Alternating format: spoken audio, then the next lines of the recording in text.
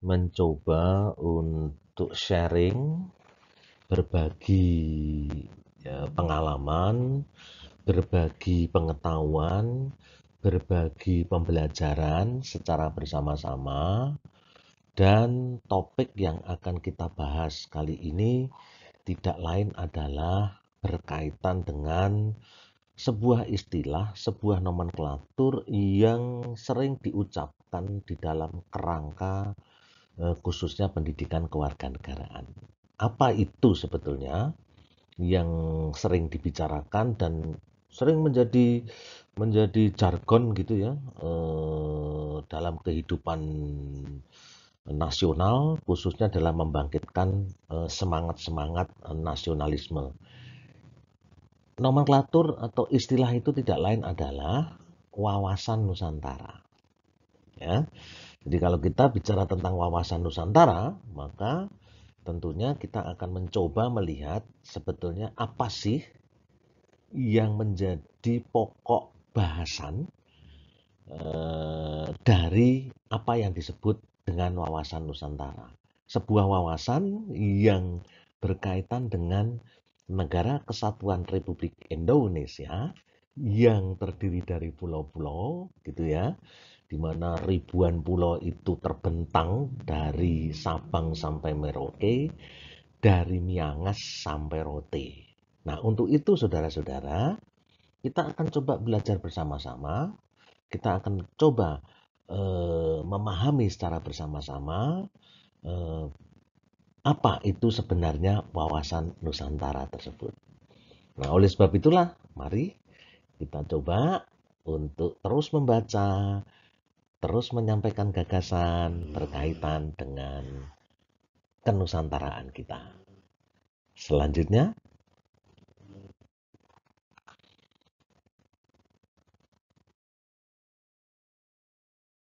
kalau kita bicara wawasan Nusantara, maka kita perlu mengetahui terlebih dahulu apa definisi wawasan Nusantara itu. Kebetulan saya pernah mengikuti pendidikan di Lemhanas, Suscados Kewiraan pada waktu itu gitu ya, sekitar tahun 90 akhir tahun 97 sampai dengan sekitar Januari, Februari, Maret, April. April 98. Mei-nya kemudian ada gerakan reformasi gitu ya. Nah, kita akan coba melihat apa itu pengertian wawasan Nusantara.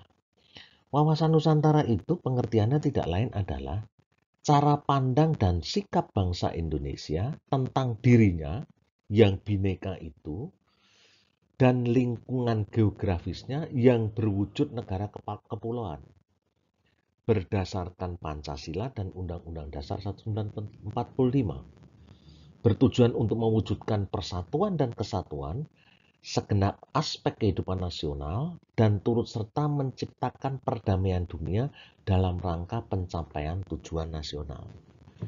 Ya kan? Sikap, cara pandang dan sikap bangsa Indonesia di Indonesia tentang dirinya sendiri yang bineka dan lingkungan geografisnya yang berwujud negara kepulauan. Itu secara umum wawasan Nusantara.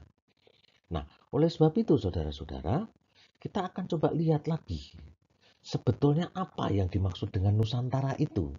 Teman-teman mungkin sudah bisa memberikan gambaran gitu ya, arti Nusantara, Nusa dan Antara. Nah, kita akan coba melihat apa yang dimaksud dengan Nusantara dan apa konsekuensinya pemahaman mengenai Nusantara itu. Karena wawasan Nusantara terdiri dari dua kata, wawasan dan Nusantara. Dan kalau digabung seperti ini menurut Lemhanas, cara pandang dan sikap bangsa Indonesia tentang dirinya yang bineka dan lingkungan geografisnya yang berwujud negara kepulauan, ya kan? Cara pandang itu berdasarkan pada Pancasila dan Undang-Undang Dasar Negara Republik Indonesia tahun 1945. Nah, ini menjadi inti pokok yang harus kita lihat. Tetapi sebelum sampai ke sana melihat secara lebih rinci lagi, maka teman-teman tentunya harus melihat bagaimana dan apa yang dimaksud dengan Nusantara itu. Kita lihat yang berikutnya. Nusantara, saudara-saudara, itu ada seorang asing, ya kan, asing yang saya baca itu di sebuah buku yang berjudul 1000 Tahun Nusantara. Ini kalau tidak salah dulu adalah buku yang merupakan kumpulan tulisan yang dirangkum oleh Kompas Gramedia dengan judul 1000 Tahun Nusantara. Pada waktu itu ketika kita mau masuk ke tahun 2000, kan, abad 21. Jadi kemudian Kompas mengumpulkan penulis-penulis hebat dan salah satu penulisnya itu tidak lain adalah Romo Sindunata. Nah, saya mencoba membahas, coba membaca mengenai buku yang tebal itu, dan ternyata saya menemukan apa arti Karta Nusantara itu dari seorang kartografi Portugis, ahli kartografi Portugis namanya Manuel Godindo de Heredia. Nah, Nusantara itu menurut Manuel Godindo de Heredia itu tidak lain adalah berasal dari kata luka dan antara. Ya, luka dan antara. Maknanya yakni suatu kata yang digunakan untuk mendeskripsikan, menggambarkan adanya bentangan pulau-pulau sebagai bagian integral dari Semenanjung Malaka. Jadi justru menjadi bagian integral dari Semenanjung Malaka, di mana antara pulau yang satu dengan pulau yang lain tidak ada hubungan apapun kecuali perdagangan. Jadi pulau-pulau yang ada di negara kita itu, yang di Nusantara itu, pada hakikatnya merupakan bentangan sebagai bagian integral dari Semenanjung Malaka itu. Dan yang menjadi kata kunci terpenting tidak lain adalah antara pulau yang satu dengan yang lain tidak ada hubungan sama sekali kecuali perdagangan. Nah, perhubungan yang berkaitan dengan perdagangan itu tentu adalah perhubungan yang berkaitan dengan soal-soal kepentingan.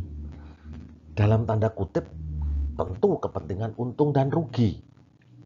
Nah, oleh sebab itu, saudara-saudara semua, teman-teman semua, para handetolan, sanak saudara, sebangsa dan setanah air, persoalan yang perlu kita pertanyakan adalah apa konsekuensi bagi bangunan integrasi Indonesia dengan adanya pengertian semacam ini? Bahwa Nusantara itu hanya bentangan pulau-pulau, hanya gambaran tentang bentangan pulau-pulau yang merupakan bagian integral dari Semenanjung Malaka dan tidak memiliki hubungan sama sekali kecuali perdagangan. Apa konsekuensinya? Nah, kita akan lihat yang selanjutnya.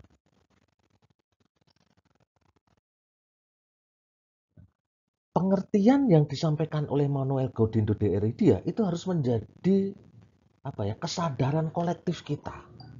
Ketika kita ingin melihat atau melakukan wawasan, cara pandang, kita harus melihat ya secara fair, secara terbuka bahwa menurut Manuel Godindo de Heredia itu luka antara itu hanya bentangan pulau-pulau. Nah, oleh sebab itu, kalau kita melihat dari bentangan pulau-pulau semacam itu, maka kita bisa mencoba membayangkan bahwa sejatinya bangunan integrasi Indonesia, kan? Bangunan integrasi Indonesia yang kemudian membentuk apa yang disebut sebagai the nation state, bangsa yang menegara, itu sejatinya tidak diikat oleh suatu perekat yang sifatnya alamiah. Mengapa? Karena tadi Manuel Godindo de Heredia, ini cara pandang kita loh ya. Kita harus membuka diri. Ya kan, kita harus mulai membuka diri, tidak melihat dalam konstruksi sakralisasi, kita harus membuka diri secara bersama-sama bahwa dengan adanya bentangan pulau-pulau itu yang dimana antara pulau satu dengan pulau yang lain tidak ada hubungan apa-apa kecuali perdagangan, maka sudah barang tentu terbentuknya integrasi Indonesia yang kemudian menjadi sebuah bangsa yang menegara, nation state, itu tidak dilandasi, tidak bersumber dari suatu perekat yang sifatnya alamiah, seperti kesamaan suku, kesamaan bahasa, ya kan, kesamaan agama, kesamaan ras, kesamaan adat, kesamaan budaya. Tidak sama sekali. Nah, kalau demikian, ya kan, maka ada sebuah pertanyaan. Kenapa kita kemudian bisa menjadi sebuah bangsa yang menegara? Bangsa Indonesia. Ya kan? Bangsa Indonesia. Dan sangat jarang kalau kita melihat di dalam konteks kehidupan ketatanegaraan dan kenegaraan di dunia ini ada bangsa yang menegara. Ya kan? Rata-rata mereka multi etnis, multi bangsa gitu ya. Tapi Indonesia dengan berbagai macam perbedaan itu justru bisa teguh menjadi bangsa yang menegara. Berarti ikatan-ikatan itu tidak didasarkan pada alamiah, melainkan pasti ada tujuan tertentu. Ernest Renan mengatakan bahwa integrasi nasional itu tidak hanya diikat oleh satu kesamaan yang alamiah, tetapi bisa juga diikat oleh sebuah tujuan yang sama. Sebuah tujuan yang sama. Dan pada waktu itu, kita bisa melihat ya dari kebangkitan nasional, ya kan, kemudian sampai ke Sumpah Pemuda, dan kemudian puncaknya proklamasi kemerdekaan Republik Indonesia tanggal 17 Agustus 1945 yang ditandatangani oleh Soekarno-Hatta dengan menyatakan atas nama bangsa Indonesia ini puncaknya, berarti itu bukan disebabkan karena adanya kesamaan alamiah, tetapi karena ada tujuan bersama. Apa tujuan bersamanya itu? Tidak lain adalah ya kan, membangun sebuah negara secara bersama-sama sebagai akibat ya kan, adanya musuh bersama, yakni kolonialisme. Ada perasaan senasib dan sepenanggungan. Karena apa? Karena ada musuh bersama. Dan oleh sebab itulah, saudara-saudara, bangunan integrasi nasionalisme Indonesia itu memang selalu bersifat sakral. Bahkan di dalam pembukaan Undang-Undang Dasar 1945 dikatakan bahwa kemerdekaan sebagai karunia rahmat Tuhan Yang Maha Esa. Ya kan? Ada sakralisasi bangunan integrasi Indonesia. Karena ada sakralisasi, maka kita akan coba melihat apa itu sakralisasi bangunan integrasi Indonesia itu. Tidak lain adalah suatu sikap yang menganggap suci rasa kebangsaan dan menempatkan di atas seluruh kepentingan, ya kan, dengan cara menciptakan simbol musuh bersama secara terus-menerus agar bangunan integrasi nasional tersebut tetap terjaga lestari kokoh. Mengapa sakralisasi seperti ini harus dilakukan? Karena sejarah perjuangan bangsa kita ini ya, yang terdiri dari berbagai macam suku, terdiri berbagai macam pulau, dari berbagai macam golongan, itu mempunyai nasib yang sama, berada di bawah penindasan kolonialisme yang panjangnya berabad-abad itu. Dan oleh sebab itulah, Maka bangunan integrasi Indonesia selama kurun beberapa waktu, saudara-saudara, kurun beberapa waktu setelah kemerdekaan sampai beberapa waktu itu selalu ditandai adanya sebuah sakralisasi, yaitu menganggap suci rasa kebangsaan karena apa? Karena ada musuh bersama. Dan isu mengenai simbol musuh bersama ini memang selalu dipergunakan dalam sejarah perubahan periodisasi negara, ya kan, orde negara yang terjadi di Indonesia itu selalu dimunculkan. Kita bisa lihat bagaimana sakralisasi bangunan integrasi Indonesia itu berlangsung. Jadi penciptaan simbol musuh bersama itu dalam perjalanan bangsa Indonesia ini berlangsung. Kita bisa melihat sehingga dibuat sakral integrasi itu. Nasionalisme dianggap sebagai sebuah konsep yang sangat sakral. Nah, kita bisa lihat yang pertama itu ketika Orde Lama. Itu juga ada simbol musuh bersama yang terus-menerus dibangkitkan agar apa? Agar kita tetap kokoh bersatu padu dalam sebuah ikatan the nation state. Kemudian berikutnya, Orde Baru juga sama. Ada sebuah konsep atau simbol musuh bersama yang harus dilawan secara bersama-sama. Apa itu? Nanti akan kita lihat satu persatu. Gerakan reformasi 98 yang dilakukan oleh mahasiswa dan komponen-komponen politik masyarakat juga sama. Ya kan? Membangkitkan semacam musuh bersama. Untuk apa? Membangun sebuah kebersamaan untuk melawan sebuah rezim yang pada waktu itu bersifat otoritarian, sentralistik, dan oligarkis. Dan akhirnya saudara-saudara, setelah reformasi itu, bagaimana kita membangun konsolidasi sistem demokrasi? Apakah perlu lagi musuh bersama? Ya kan?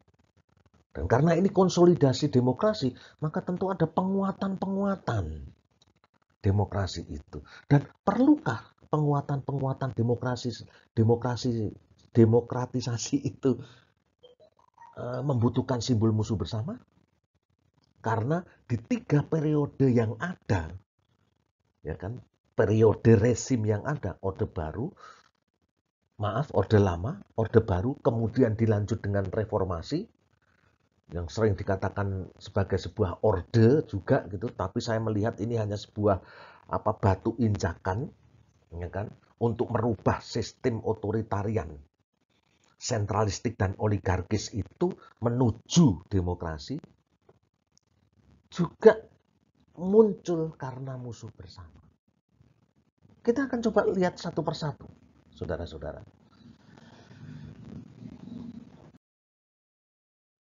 Yang pertama, yang harus kita lihat tidak lain adalah yang pertama,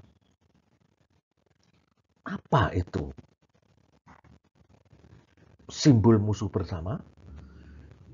Nah, penciptaan simbol musuh bersama di era Orde Lama itu nampak dari simbol yang dipergunakan adalah adanya musuh bersama, yakni nekolim, neokolonialisme dan imperialisme. Zaman kita setelah merdeka, kemudian Soekarno selalu mengatakan ancaman bahaya nekolim, neokolonialisme dan imperialisme. Ini harus dilawan. Dan oleh sebab itulah, sampai-sampai Indonesia keluar dari keanggotaan PBB dan membentuk gerakan non-blok. Karena di PBB pada waktu itu, isinya adalah negara-negara yang dianggap reinkarnasi dari neokolonialisme dan imperialisme. Kemudian mempersatukan 3 ideologi besar yang dianut partai pada waktu itu untuk apa? Untuk melawan nekolin. neokolonialisme dan imperialisme, dan ini adalah konsepnya Pak Karno pada waktu itu, presiden kita, proklamator.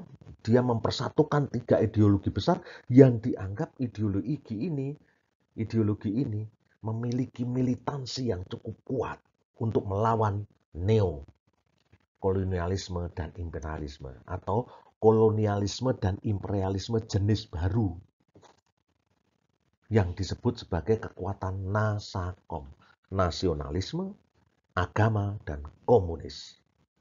3 ini digabungkan menjadi satu. Itu dasar ideologis yang ingin dibangun oleh Presiden Soekarno pada waktu itu. Kemudian, sampai-sampai kita juga punya sejarah melakukan konfrontasi dengan Malaysia. Karena pada waktu itu dianggap sebagai, dalam tanda kutip bahasanya itu cukup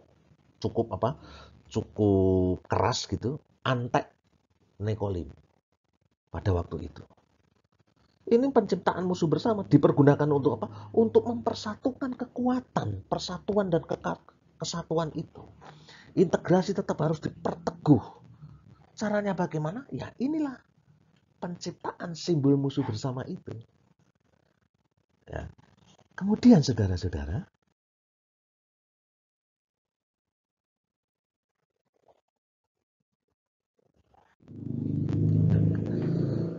kemudian apa yang kita lihat sekarang ketika era Orde Baru?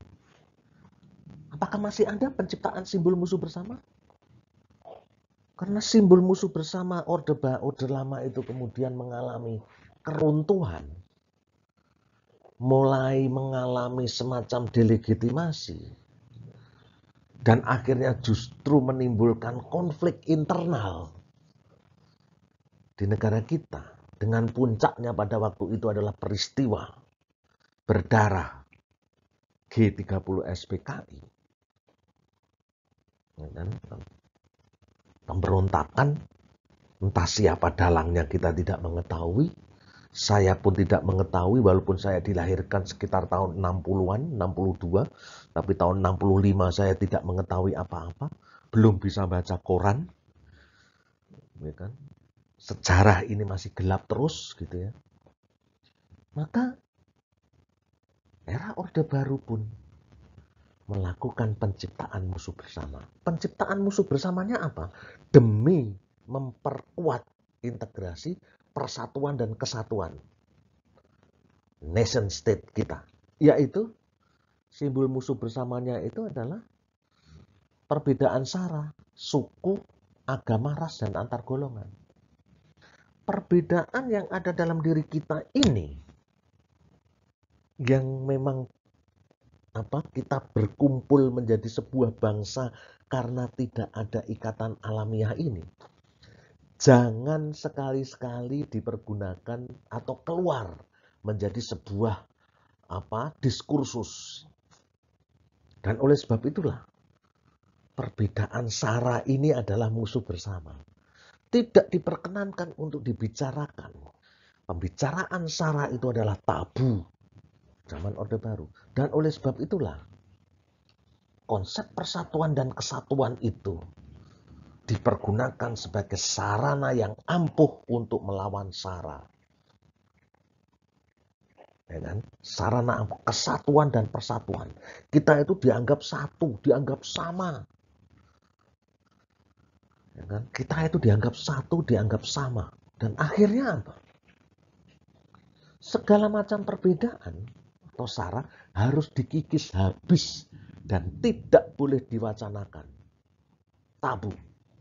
Sehingga pada waktu itu terjadilah persatuan dan kesatuan dimaknai sebagai sebuah uniformitas, penyeragaman. Ya kan? Semua seragam. Ya kan? Apa-apa seragam. Ya kan? Hampir semuanya diseragamkan. Pola pikir kita juga seragam.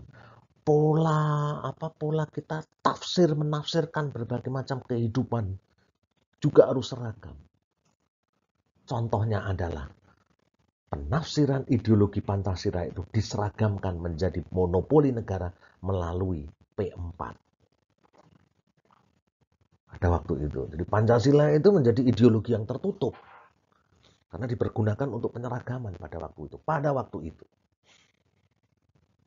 P4 sebetulnya bagus, ya kan? Idenya bagus untuk membangun sebuah persepsi, membangun pemahaman yang sama, namun celakanya yang memberikan pemahaman semacam ini hanya monopoli dari negara. Nah, ini yang menjadi persoalan, saudara-saudara. Selanjutnya, saudara-saudara, nah, kita akan coba melihat sekarang. Orde Baru sekitar 30 lebih tahun, ya, sekitar 30 tahun lebih gitu ya, mampu membangun persatuan dan kesatuan yang kokoh, tapi sebetulnya kokoh di luar, tetapi di dalamnya itu rapuh, akhirnya juga tumbang, akhirnya juga runtuh. Ya kan? Kendati 30 tahun itu persatuan dan kesatuan memang sudah ter, terbentuk gitu ya. Melalui apa? Yaitu SARA tidak boleh dibicarakan sama sekali, ideologi dilakukan penyeragaman, ya kan? Wacana-wacana yang sekiranya itu menentang pemerintah itu langsung dibabat habis gitu ya. Dan akhirnya apa? Akhirnya juga tumbang. Tumbangnya karena apa? Karena ada gerakan reformasi. Orde Baru pun tumbang dan gagal mempertahankan konsepsi penciptaan simbol-simbol musuh bersama. Kegagalan Orde Baru, tumbangnya Orde Baru itu juga disebabkan oleh penciptaan simbol musuh bersama dalam gerakan reformasi 1998. Terus terang gerakan reformasi pada waktu itu berhasil membangun sebuah musuh bersama. Selama 32 tahun, masyarakat tidak mampu membangun, ya kan, karena terhegemoni. Dan membangun musuh bersama tidak mampu karena apa? Karena terhegemoni oleh kekuatan Orde Baru. Dan kemudian terjadilah krisis multidimensional, akhirnya terjadi krisis kepercayaan, dan kemudian gerakan reformasi 98 itu kemudian mampu menciptakan musuh bersama untuk menumbangkan kekuasaan Orde Baru. Kenapa saya bisa mengatakan bahwa musuh bersama dalam gerakan reformasi itu mampu dibangun? Karena sebelum gerakan reformasi itu, mahasiswa dan komponen masyarakat itu kalau demonstrasi ya hanya kecil-kecilan aja dengan isu yang berbeda-beda, ya kan? Dari sejarah Malari, ya kan? Malapetaka 5 Januari itu, dari sejarah berbagai macam demonstrasi, selalu gagal, selalu tidak mampu untuk membangun sebuah kebersamaan isu. Dan pada waktu gerakan reformasi itu, mahasiswa dan komponen masyarakat sipil mampu membangun isu secara bersama-sama dengan menciptakan dalam tanda kutip simbol musuh bersama. Apa itu? Gerakan reformasi 98 dipicu oleh krisis moneter dan ekonomi yang berkepanjangan. Luar biasa. Anda belum lahir, mahasiswa yang sekarang ini semester 1 tentu belum lahir. Ya kan? Kemudian krisis tersebut sulit teratasi karena kemerosotan moral penyelenggara negara. Korupsi, kolusi, dan nepotisme. Luar biasa. Merebak di mana-mana. Kendati saat ini pun masih merebak di mana-mana. Ya kan?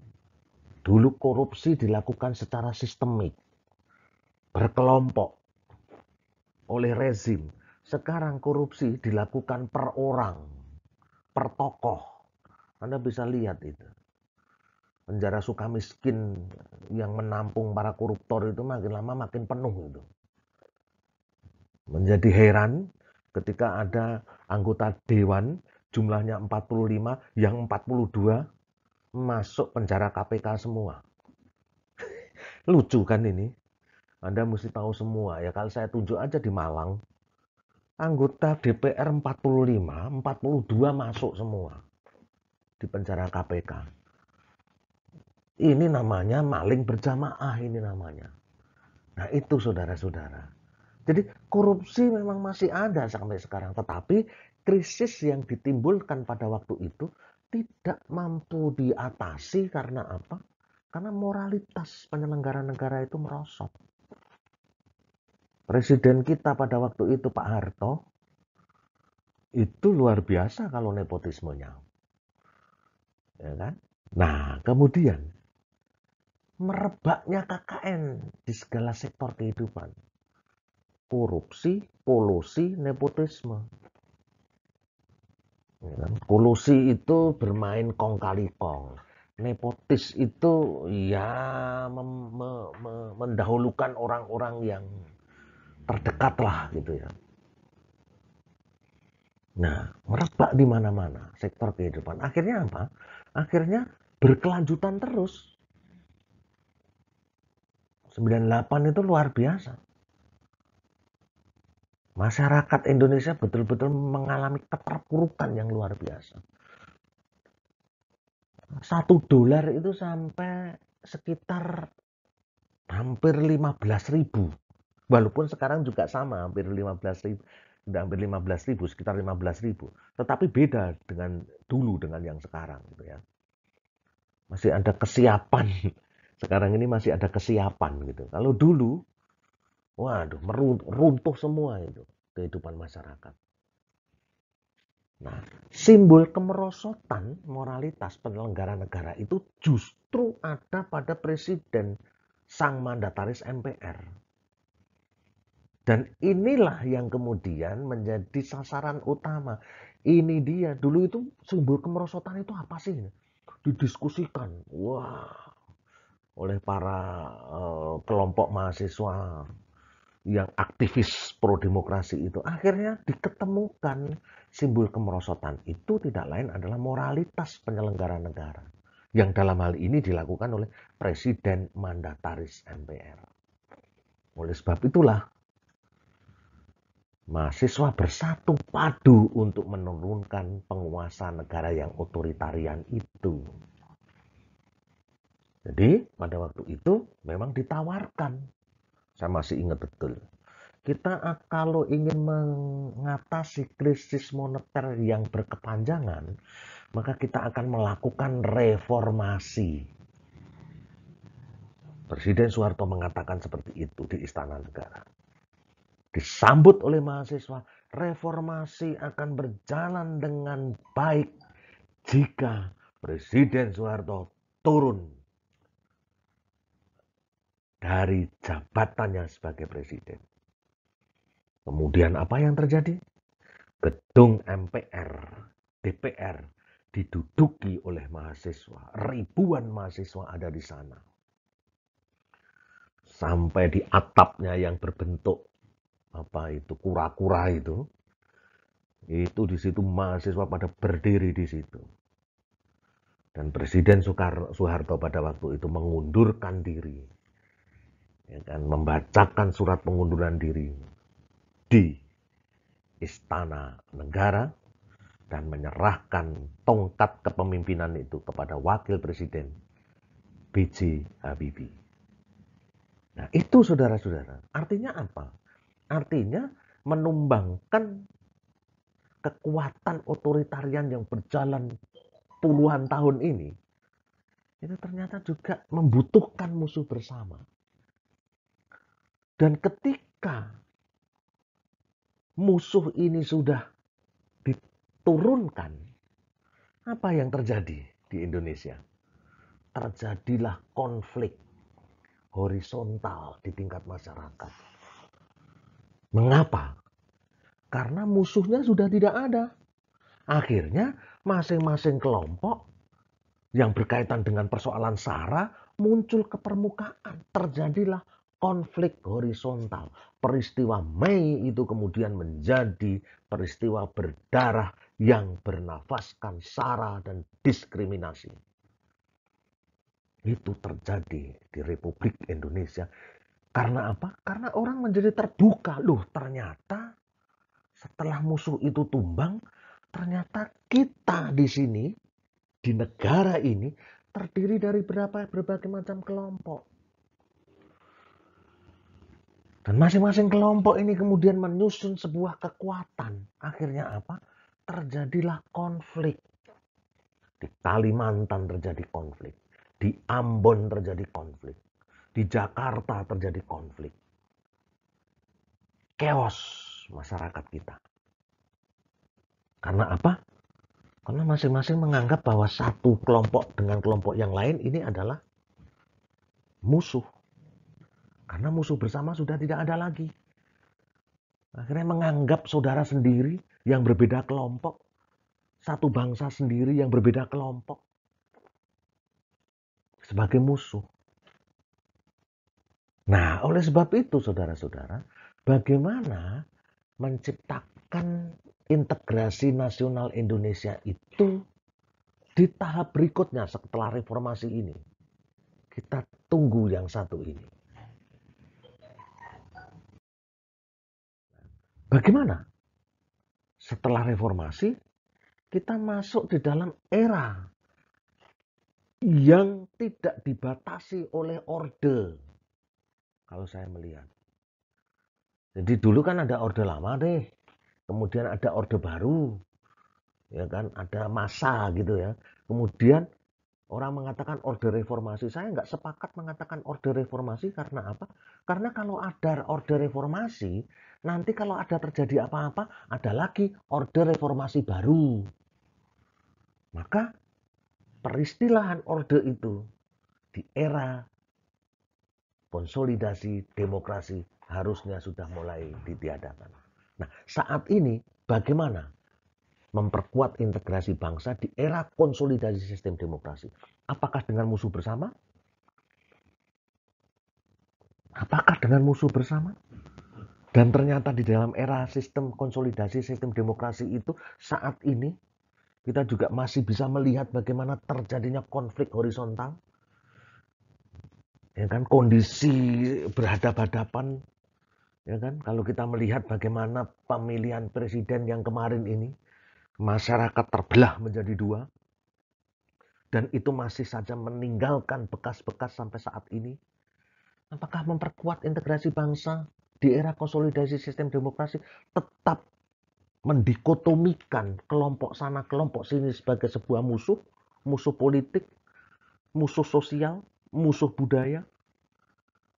Tentunya tidak. Membangun integrasi bangsa Indonesia di era konsolidasi sistem demokrasi itu tidak lain adalah penciptaan simbol musuh bersama dalam memperkuat bangunan negara terbukti gagal. Dari periode-periode, saudara-saudara, kita bisa melihat bahwa penciptaan simbol musuh bersama dalam memperkuat bangunan integrasi nasionalisme dalam konteks cara pandang kita, dalam konteks wawasan kebangsaan, wawasan Nusantara kita, terbukti gagal. Oleh sebab itu, harus ada konsep baru dalam konteks wawasan Nusantara. Paham demokrasi dan penghargaan terhadap HAM merupakan solusi untuk memperkuat bangunan integrasi nasional. Demokrasi harus menjadi gaya hidup. Penghargaan terhadap hak harus menjadi solusi. Karena apa?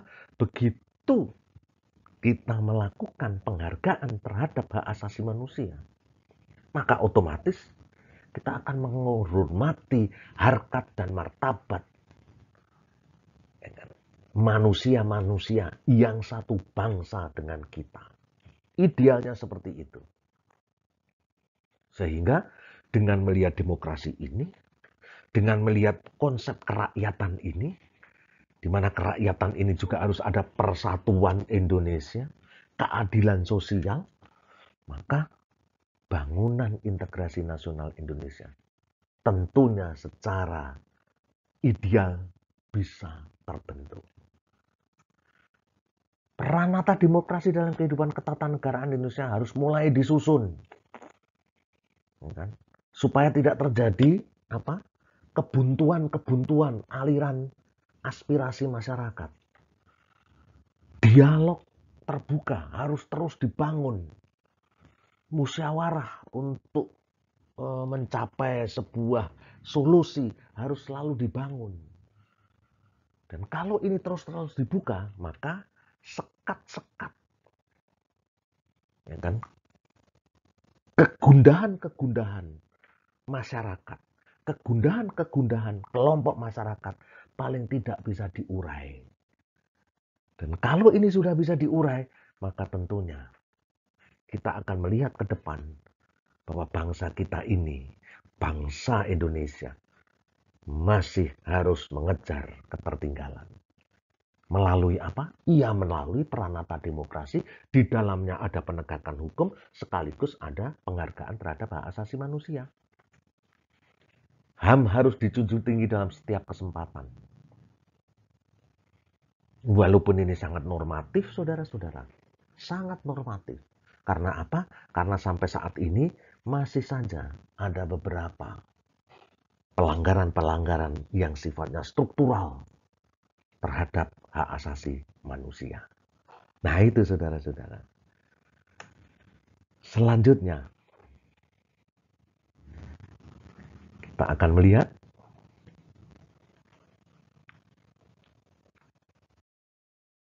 selanjutnya kita akan coba melihat.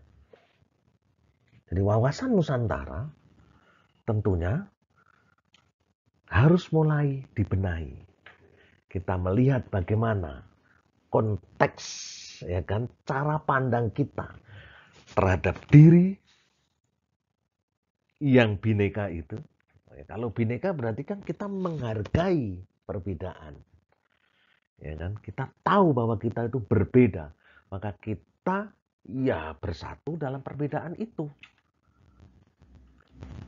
Nah, oleh sebab itu, dalam konteks wawasan Nusantara, wawasan kebangsaan, maka orang akan mulai mempelajari, melihat bagaimana geopolitik Indonesia. Geopolitik yang dihasilkan dari wawasan Nusantara, cara pandang sebuah bangsa. Jadi geopolitik itu apa? Geopolitik singkatan dari geographical politik. Oleh Rudolf Gehlen dipergunakan untuk mengemukakan sistem politik yang menyeluruh, yang terdiri atas geopolitik itu sendiri, politik yang didasarkan kepada geografi, letak bumi, demopolitik, demografinya, penduduknya, ekonomopolitik dari konteks ekonominya, sosiopolitik dari konteks sosialnya, dan keratopolitik dari konteks wawasan kebangsaannya. Nah ini. Kemudian saudara-saudara, Frederick Ratzel mengatakan geopolitik itu sinonim dari ilmu bumi politik. Political geografi sebagai cabang dari ilmu bumi. Jadi ada ilmu bumi, ada ilmu. Jadi ilmu bumi ini dari ilmu bumi ini, dari bentuk bumi ini, bentuk geografi ini, ya kan? Bagaimana dengan bentuk tersebut mengakibatkan munculnya sebuah pandangan-pandangan politik. Itu Frederick Ratzel mengatakan demikian. Karl Haushofer, geopolitik itu menjurus ke ekspansionis dan rasialisme. Karena menurut Karl Haushofer itu, melalui geopolitik, negara akan melihat bahwa negara itu akan memiliki ruang hidup. Yang namanya geografi itu. Letak geografis itu adalah ruang hidup sebuah negara. Dan karena ruang hidup itu adalah, karena negara itu dianggap sebagai sebuah organisme yang hidup, maka dia membutuhkan ruang hidup yang semakin dewasa, semakin lebar ruang hidupnya. Maka menjurus kepada ekspansionisme, bahkan rasialisme. Karena apa? Ruang hidup ini akan dikuasai oleh ras tertentu. Nah itu Karl Haushofer mengatakan demikian. Maka itu tentunya tidak dipergunakan sebagai pandangan geopolitik Indonesia. Ensiklopedia Americana yang ditulis LKD Christoph, ilmu bumi politik atau political geography. Geopolitik itu adalah ilmu bumi politik atau political geography, yakni mempelajari fenomena geografi dari aspek politik. Terbalik ini malahan. Jadi melihat dari aspek politik bagaimana fenomena geografinya. Ya, dari aspek, sedangkan geopolitik mempelajari fenomena politik dari aspek geografi. Jadi dibolak-balik begitu ya. Polanya seperti itu. Ya. Jadi mempelajari fenomena politik dari aspek geografi, gitu ya. Jadi kita melihat aspek dengan geografi, letak geografi seperti itu, aspek politiknya kayak apa. Nah itu geopolitik. Kemudian Ensiklopedia Britannica yang ditulis di Withersley, geopolitik bisa berarti ilmu bumi politik terapan, applied political geography. Jadi ilmu politik terapan itu tidak lain adalah dia melihat bagaimana teori-teori politik yang dipelajari itu kemudian diterapkan di dalam konteks letak geografi sebuah negara, sebuah bangsa. Nah, inilah yang bisa dipergunakan, berbagai macam teori inilah yang kemudian bisa dipergunakan dalam konstruksi wawasan Nusantara, wawasan kebangsaan kita menjadi sebuah geopolitik. Ya kan, geopolitik dilihat dari konsep kita yang bentang pulau-pulau, kemudian kita yang memiliki kebinekaan gitu ya. Nah, dari konsep semacam itu bagaimana politik Indonesia itu mau diterapkan. Nah, itu saudara-saudara. Selanjutnya, saudara-saudara, kita akan coba melihat ajaran geopolitik Rätzel dan Kejelen. Ya kan? Ini kita sampaikan aja ajaran-ajaran ini kalau teman-teman saudara-saudara bisa membaca, ini ada di dalam buku kewiraan untuk mahasiswa. Memang sudah lama ini berbagai macam teori ini gitu ya. Dan ini teori ini hanya kita pergunakan untuk apa ya, referensi aja. Jangan dipergunakan di dalam konteks membangun sebuah konsep politik. Karena ada beberapa teori yang tidak tepat digunakan di Indonesia. Rätzel mengungkapkan bahwa pertumbuhan negara itu mirip dengan pertumbuhan organisme. Ini kan, yang memerlukan ruang hidup, Lebensraum, yang mencukupi agar dapat tumbuh dengan subur. Jadi pertumbuhan negara itu semakin berkembang, itu mirip dengan pertumbuhan organisme. Sebuah organisme itu kan memerlukan ruang hidup. COVID-19 itu memerlukan ruang hidup. Siapa ruang hidupnya? Ya manusia seperti kita-kita ini. Begitu masuk di kerongkongan, tenggorokan, hidung, dan segala macam, nah dia berkembang biak. Makin lama makin berkembang biak, akhirnya apa? Akhirnya ruang hidup itu penuh, ya kan? Induk semangnya, ya kan? Inangnya, ya manusia ini akhirnya tidak mampu, ya kan?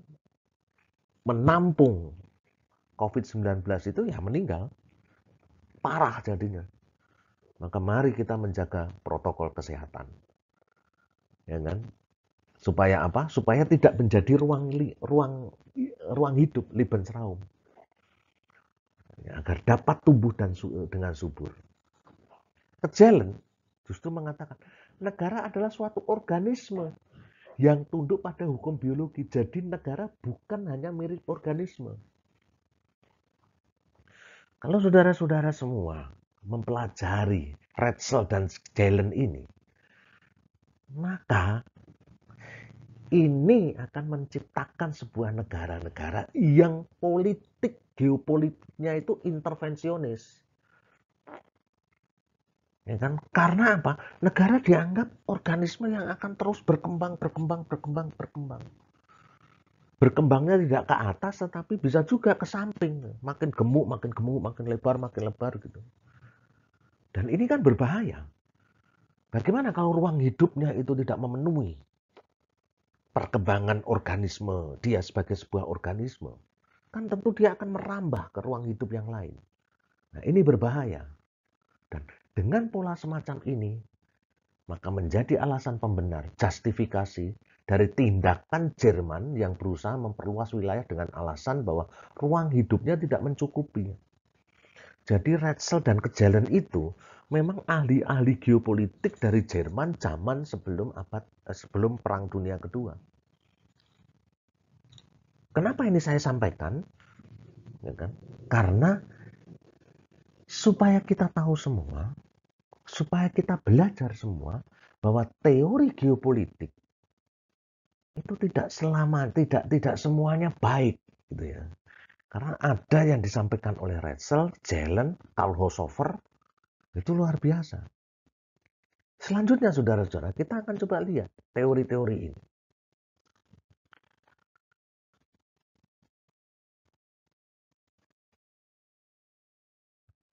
Teori siapa lagi yang akan kita lihat di dalam konteks geopolitik ini? Ajaran geopolitik Karl Haushofer. Ini orang kepercayaannya Hitler ini. Nah, di dalam ajarannya dia mengatakan mengutip pandangan Herakleitos. Ya kan? Herakleitos itu memandang perang adalah bapak dari segala hal. Perang merupakan hal yang diperlukan untuk mencapai kejayaan bangsa dan negara. Luar biasa kan ini kan?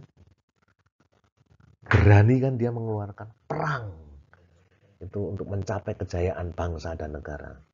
Masih adakah seperti ini? Ya, kita bisa melihat negara-negara mana yang mempergunakan pola geopolitiknya Karl Haushofer itu. Dan tentunya Indonesia tidak seperti ini. Nah, Lebensraum, ruang hidup. Menurut Karl Haushofer, Lebensraum itu hak suatu bangsa atas ruang hidup untuk dapat menjamin kesejahteraan dan keamanannya. Dan oleh sebab itulah Karl Haushofer mengatakan, ya kan, hanya negara besar yang dianggap tumbuh. Negara kecil dianggap sudah ditakdirkan akan mati terserap oleh negara besar. Mengapa? Karena negara besar itu akan selalu membutuhkan Lebensraum ini. Sehingga intervensi-intervensi di negara-negara kecil itu semakin dimungkinkan, dibolehkan. Karena itu hak atas suatu bangsa. Ini cara pandang yang sangat ekspansionis. Dan di Indonesia tidak boleh menggunakan cara semacam itu. Jadi kalau saudara-saudara melihat kalau ada yang sifatnya ekspansionis, maka kita bisa melihat, oh itu geopolitiknya, negara itu geopolitiknya mempergunakan paradigma teorinya Karl Haushofer. Autarki, apa itu? Jadi ada beberapa teori ajarannya yang pertama Herakleitos, yang kedua Lebensraum, yang ketiga itu autarki. Autarki tidak lain adalah cita-cita untuk memenuhi kebutuhan sendiri. Sesuai dengan ajaran organisme negara, maka suatu negara berhak mendapat sumber alam negara tetangga yang kecil bila membutuhkannya. Luar biasa kan? Masih adakah seperti itu? Saudara-saudara bisa melihat geopolitiknya, gitu ya. Apakah ada seperti itu sumber alam negara tetangga yang kecil bila membutuhkan? Jadi, maka suatu negara berhak mendapat sumber alam negara tetangga yang kecil bila membutuhkannya. Apakah ada seperti itu? Teman-teman semua bisa melihat. Saudara-saudara bisa melihat apa yang terjadi di Freeport sebelum era sekarang ini. Itu bentuk autarki. Dari siapa? Dari Amerika. Kita hanya memperoleh sedikit. Sekarang kan tidak. Ya kan? Dan itu harus ditolak habis-habisan. Itu saudara-saudara. Selanjutnya, Pan-region, teori pan-region, perserikatan wilayah. Ya, pengelompokan politik dunia ke dalam 3 atau 4 pan-region dan dikepalai oleh salah satu negara besar yang ada. Lihat ini.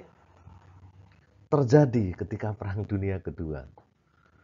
Ya kan? Terjadi ketika setelah Perang Dunia Kedua, ketika ada perang dingin, ya kan? Kita bisa melihat kekuatan darat versus kekuatan laut. Artinya, barang siapa yang menguasai daerah jantung, angkat dapat menguasai pulau dunia, Eurasia. Dan barang siapa menguasai pulau dunia, dia akan menguasai dunia. Sangat intervensionis. Ini contoh geopolitik. Ya, dilihat dari konsep apa? Konsep geografi. Ya, gitu. Daerah perbatasan, setiap perbatasan tidak akan pernah stabil apabila perbatasan itu memisahkan kekuatan potensial yang jauh berbeda. Karena apa? Ya karena Lebensraum tadi, ya kan, membutuhkan ruang hidup tadi. Nah, pandangan-pandangan wawasan semacam ini, ya kan, tentunya tidak dipergunakan sebagai geopolitik Indonesia. Selanjutnya, saudara-saudara, ya, kita bisa melihat apa yang terjadi. Nah, pembagian pen region-nya bagaimana menurut si Karl Horshofer? Pan Amerika ini paling alami karena terpisah dengan negara lain oleh samudra dan Amerika dianggap sebagai pemimpinnya.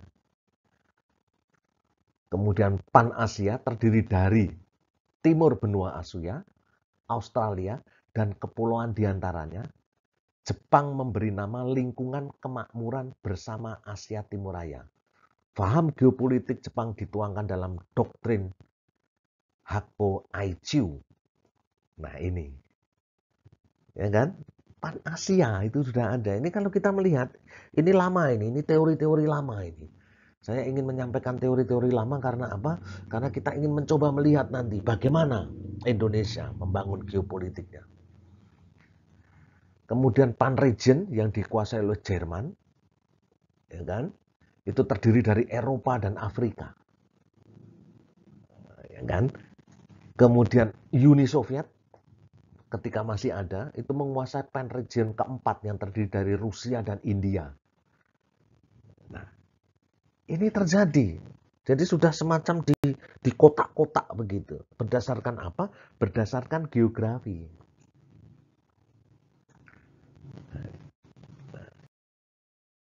Nah, itulah saudara-saudara, bagaimana pola berpikir geopolitik zaman dulu. Ya kan? Politik, wawasan politik yang dikaitkan dengan bagaimana bentuk negara itu atau tempat negara itu di ruang geografi.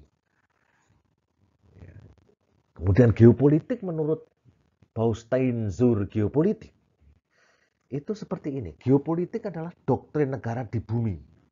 Jadi setiap negara yang ada di bumi ini memiliki doktrin politik. Indonesia pun tentunya akan memiliki hal semacam itu. Ya, geopolitik adalah doktrin perkembangan politik didasarkan pada hubungannya dengan bumi.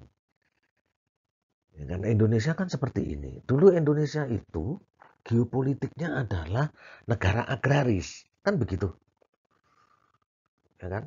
Negara agraris. Nggak sadar bahwa kita itu luas daratan dengan lautan itu lebih luas lautan. Maka sekarang ini, ya kan? Sekarang ini mulai dibangun ada perubahan perlahan tapi pasti menjadi geopolitiknya itu tidak lain adalah kekuatan maritim. Kan mulai kekuatan maritim dibangun. Ya. Nah, itu pola contoh yang bisa kita sampaikan gitu.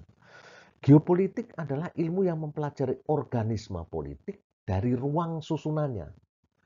Nah, ruang susunannya negara itu susunan ruangnya kayak apa sih? Kalau Indonesia terdiri dari berbagai macam pulau, itu harus bagaimana? Kan? Selanjutnya, saudara-saudara, geopolitik itu adalah landasan ilmiah bagi tindakan politik dalam perjuangan kelangsungan hidup suatu organisme negara untuk mendapatkan ruang hidupnya. Jadi, dari teori-teori geopolitik yang lama ini, orang melihat suatu pandangan politik, karena pandangan politik itu didasarkan pada wawasan negaranya, didasarkan pada konsep geografi. Jadi sangat mekanistis. Padahal politik itu tidak mekanistis. Ya, geopolitik landasan ilmiah bagi tindakan politik dalam perjuangan kelangsungan hidup suatu organisme negara untuk mendapatkan ruang hidup. Maka dengan mempergunakan mekanistis semacam ini akan terjadi konflik. Ya kan? Akan terus-menerus menjadi konflik. Sekarang ini sudah tidak musim lagi terjadi hal semacam itu di negara-negara maju. Tapi justru dari geopolitik, dari konsep geografi yang ada, maka mereka tidak konflik, melainkan saling melakukan kerjasama. Nah, itu perkembangan yang sekarang ini geopolitiknya tidak lain adalah melakukan kerjasama antara negara yang satu dengan negara yang lain. Kita ambil contoh Uni Eropa, negaranya kecil-kecil. Akhirnya mereka bergabung untuk apa? Memperkuat, ya kan, persaingan di percaturan kehidupan internasional. Nah, tidak kemudian saling hantam sana, hantam sini, merebutkan ruang hidup Lebensraum ini, tidak, tetapi mereka saling melakukan kerja sama. Nah, itu saudara-saudara.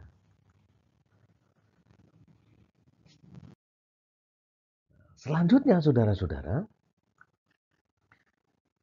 geopolitik sebagai sebuah wawasan. Tadi saya selalu mengatakan, bagaimana geopolitik itu dibangun sebagai sebuah wawasan. Nanti teman-teman, saudara-saudara semua bisa kemudian melihat wawasan Nusantara kita itu kayak apa sih berdasarkan geopolitik itu. Maka yang pertama, orang melihat geopolitik didasarkan kepada wawasan benua. Cara pandang benua. Ini Sir Halford Mackinder.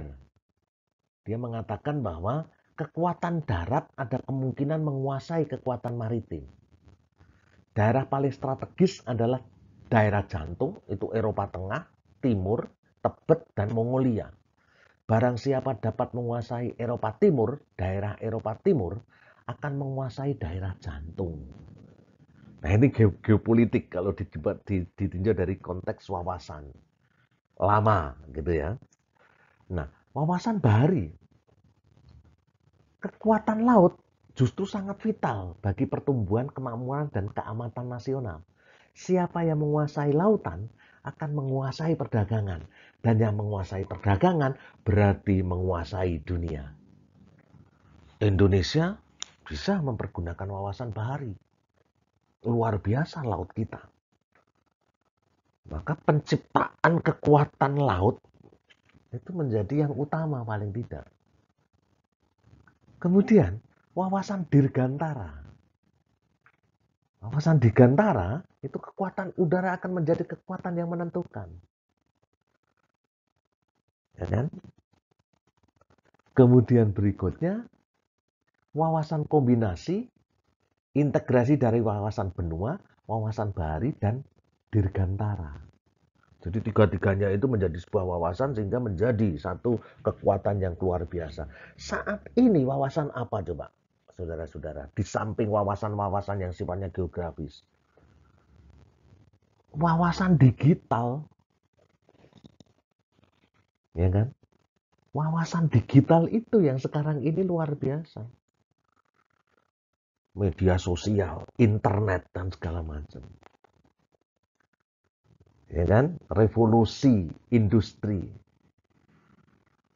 4.0. Sekarang sudah mau masuk 5.0. Maka siapa yang menguasai teknologi informasi, maka dia akan menguasai dunia.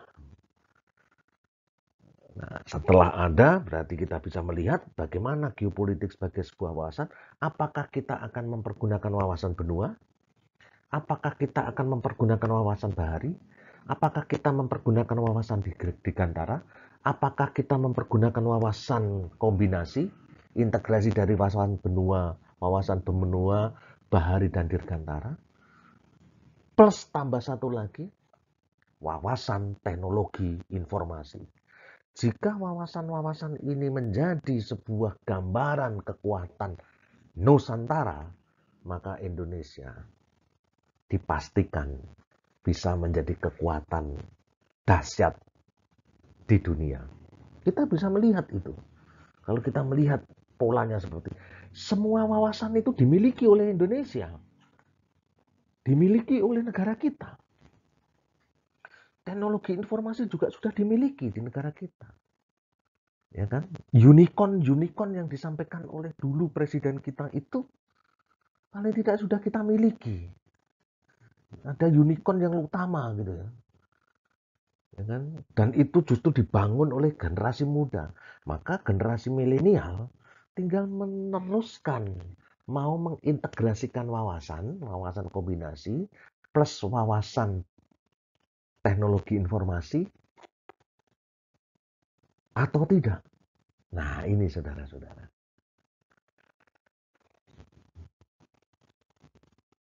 Nah, dari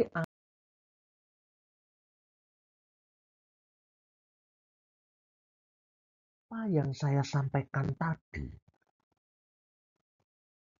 saudara-saudara tinggal melihat sekarang bagaimana wawasan Nusantara kita berdasarkan teori-teori tersebut. Dan wawasan ini akan dipergunakan sebagai wawasan politik